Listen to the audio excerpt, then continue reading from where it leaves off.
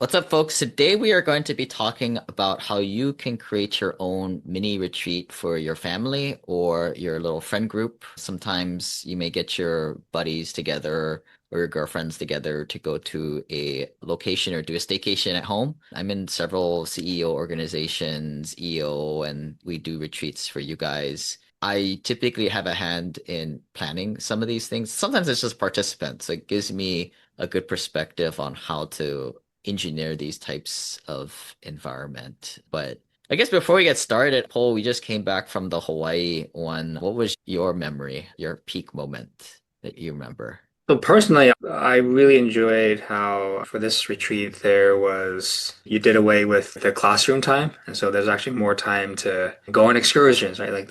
For example, the Circle Island tour, right? Or do fun things like escape room, the walking food tour in Chinatown. And then I know like later that evening, some folks went out for karaoke.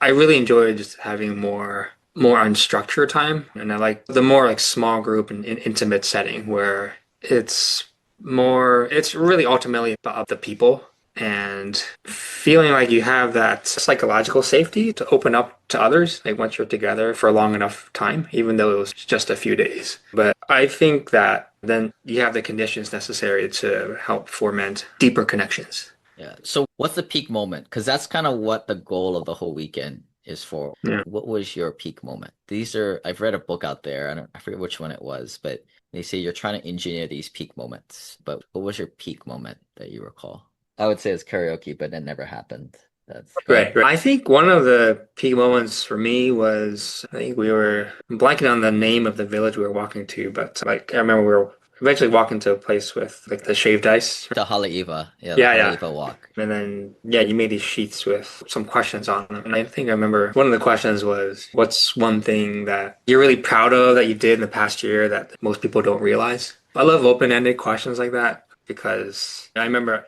just that prompt alone led to a really deep conversation with the person that I was with. I honestly wasn't sure like how much we would have in common, but I found that opening up a bit, being vulnerable too, right? And then we have talked about the power of vulnerability, but that led to a really, really deep conversation where like both of us just shared stuff that we never thought we would share with somebody that basically we just met. Yeah. And Yeah, that was actually my peak moment too. You guys shared a hug. It was so yeah, cute. yeah, But I also gave you guys the harder one. There were two prompt sheets.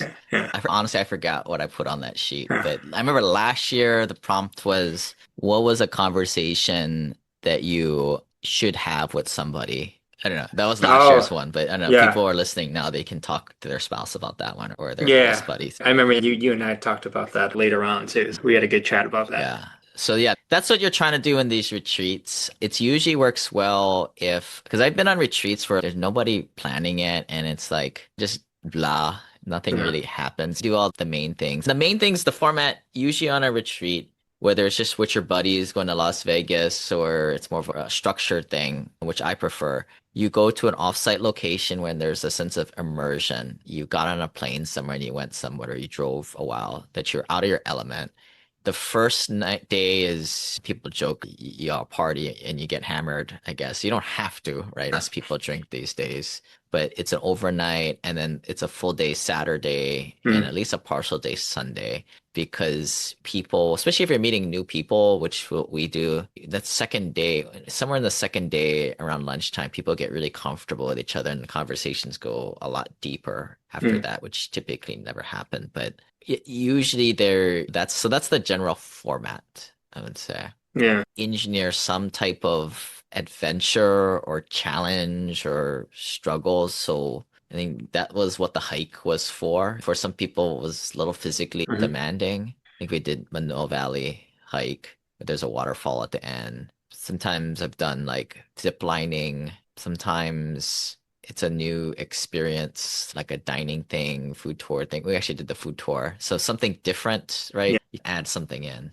Yeah. I know that when you are intentional about creating some sort of excursion or challenge, then that often can lead to something good, unintended, but really could be profound and positive. Oftentimes, I like to do something that's a little bit more physically engaging, right? Whether it's some sort of hike or a run together. That's not always the case because that's not always people's cups of tea. And for friends who are far away. Sometimes it's just a FaceTime call or phone call. Yeah. And the physical activities, people are all different ranges of capabilities, right? Yeah. I've been to events where they say, hey, we're just gonna pick up basketball. But basketball is one of those things where you have some people who are really good and some people are horrible and they shouldn't be out there. And it's you want to have something where it's inclusive for everybody. So surfing, like I don't surf, but a lot of people do. That wouldn't be a good one. Golf is similar. A lot of people don't like golf. Some people really like it, but it's not a good group excursion activity. Yeah. I've heard is like the electronic bikes, right? That really democratizes or levels the playing field with people's physical abilities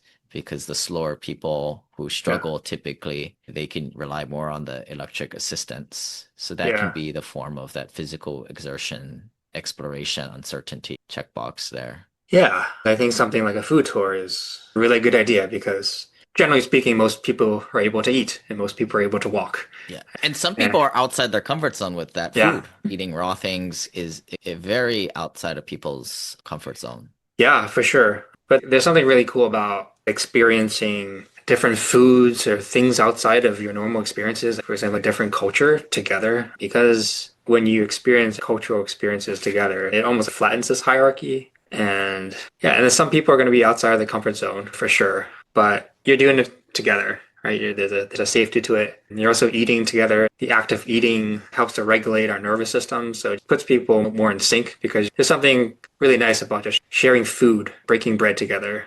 And even if not everyone likes the food, but at least, hey, you have something to laugh about or it'll elicit a reaction, right? Never eat this durian again, Never right? this story. Yeah, yeah. And when we're at like things not to do, we always say try and keep the events inclusive that everybody's involved. But also, what was I gonna say? From a money standpoint, like if you're going to do something with your buddies, everybody's gonna be in different economic situations.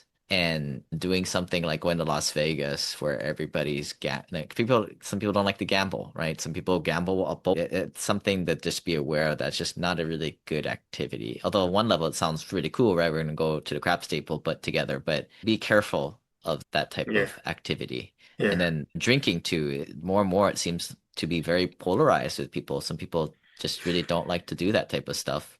And some people like to smoke a lot of weed. That's very polarizing too. So some things to be aware there. Yeah, I agree.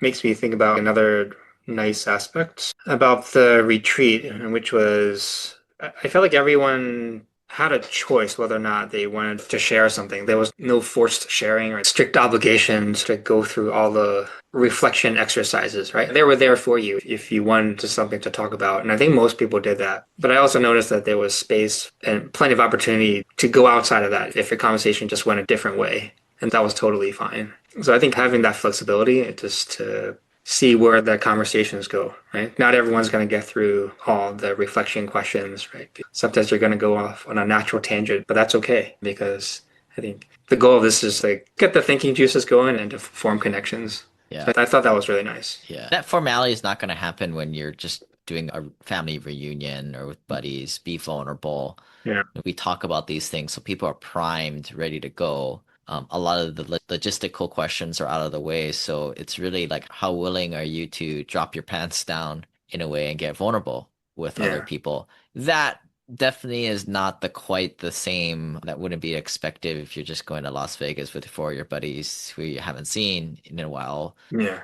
I do find that when people are primed for these types of things, and then you have the more formalized structure networking, I think it really makes the potential for those magical moments, those peak moments to happen a lot more likely. Nice job on that. Yeah. So yeah, we talked about the event to get the more endorphins up, the sense of adventure. The other one is like a learning Yeah. event. I don't think we did really one this year. Maybe the food thing Mm. was, although always the learning and from the other people is a big part. But we could have, in years past, we've had the bus driver actually talk on the microphone and tell us what we're looking at when we're driving through. And that's also another element of a retreat that I think we've talked about this on the podcast in the past, right? The element of putting yourself in a state of awe, right? You're curious, you're looking at something. So no different than when you're in a retreat format, traveling to a new location. Or I've done like improv comedy classes, or I guess you could do this with Mm. it. You hire a dance instructor, I've done breathwork classes. You bring in somebody like that. These things typically is $100 a head.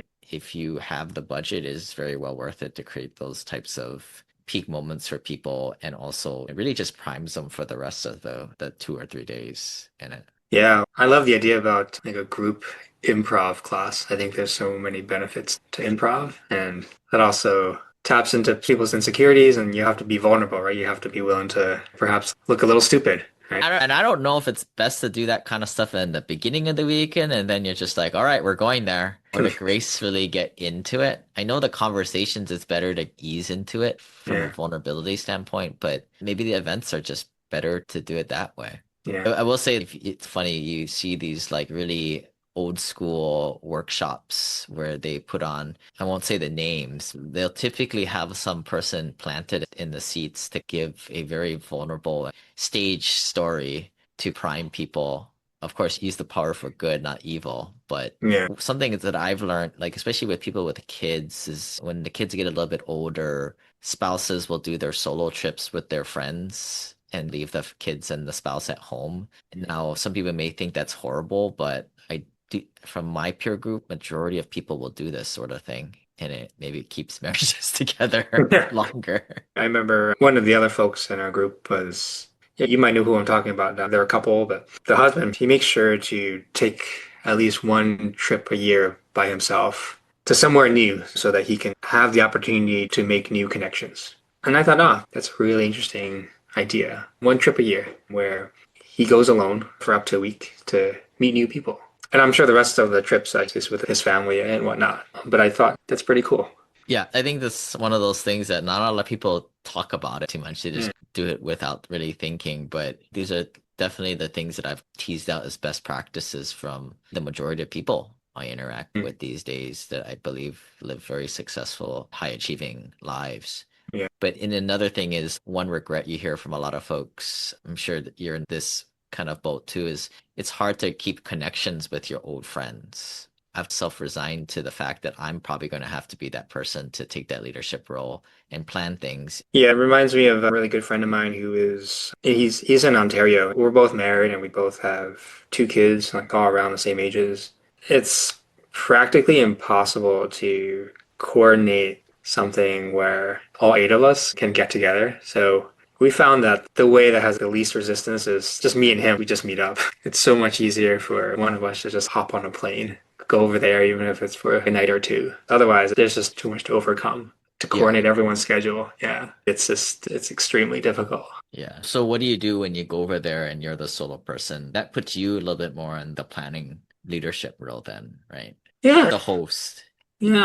No, we don't hang out like I hang out with his kids and like so we always talk about let's get the families together. But I've noticed that we've been saying that for a number of years now and it hasn't yet happened. Yeah, and in that defense, like families typically only have 3 time slots when you can do it. Spring break, summer break, fall break. At Christmas holidays is shot, right? There's Mhm. not a chance. So there's, and a lot of times a family's gonna want to at least do one of those 3 slots by themselves, if not two or all three of them. Exactly. Yeah.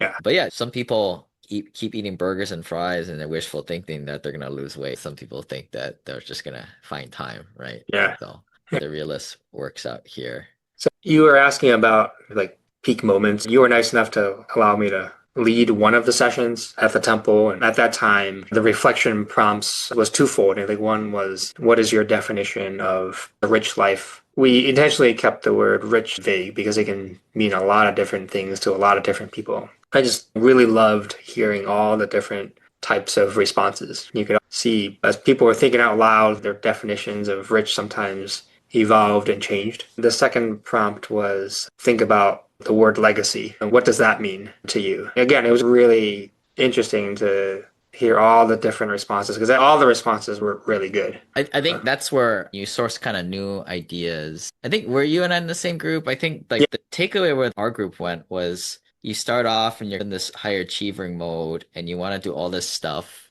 Maybe not necessarily to impress other people, but you're trying to build a name or like an impact going outwards, Mm-hmm. radiating. But I think we all agreed that as time progresses, it's more about your family and you, and the circle of influence gets a lot smaller. And that was interesting to see at least the majority of us come to that conclusion together. Yeah. And it was in a very beautiful place and very self-reflective. And then sometimes you can think back to where you were and when you made that realization. I'm sure it impacts people and their choices throughout the year and even Yeah. in their life. Those are the kind of another moment that you're trying to create, the inflection points too. Yeah. And I love that we were able to give people things to think about. One of the nice moments was like the following day when one of the folks came out to me and said, I was thinking about what you guys were talking about all night. And it seemed like such a simple question, but the more I thought about it, it's really deep and complex. I was like, yeah, nice. And that's where like part that comes from when you're with totally brand new strangers and you're around brand new ideas from different directions. All this happens outside of your normal Yeah. routine. Yeah.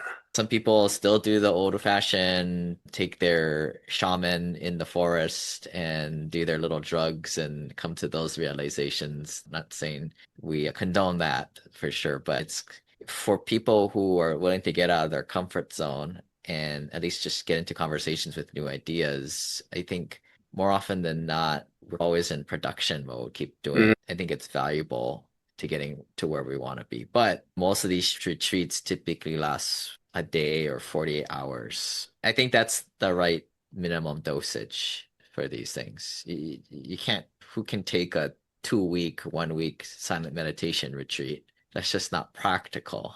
But if you can get in, get out, have things structured, be a jam-packed day, and I think that's the way to do it. Good points. Yeah. Good points. Yeah. I think it went really well. This year's group felt more intimate. There was a chance to really get to know people. And it's also really nice that people who show up at this event self-select to be with a group of like-minded people. So everyone is there to meet new people, exchange new ideas, and learn from others. I think everyone felt that there's something to learn from everyone. There's a little bit of a science to this. Hopefully, we've maybe listened to this again and jot down some ideas or go to YouTube and download the transcript, throw it in ChatGPT if you're not a creative person and just have ChatGPT give you a whole bunch of ideas. But yeah, urge you guys to be a leader and maybe plan something a little bit more intentional with you and your small group of friends or maybe your work guys at work. And it's always interesting to see if you put a little intentionality behind it, what could happen from it with the goal of just creating that one peak moment that you'll remember 6 months or 6 years or Mm. 60 years from now. Who knows? Yeah. All right, guys. Well, we'll see you on the next podcast. See you guys.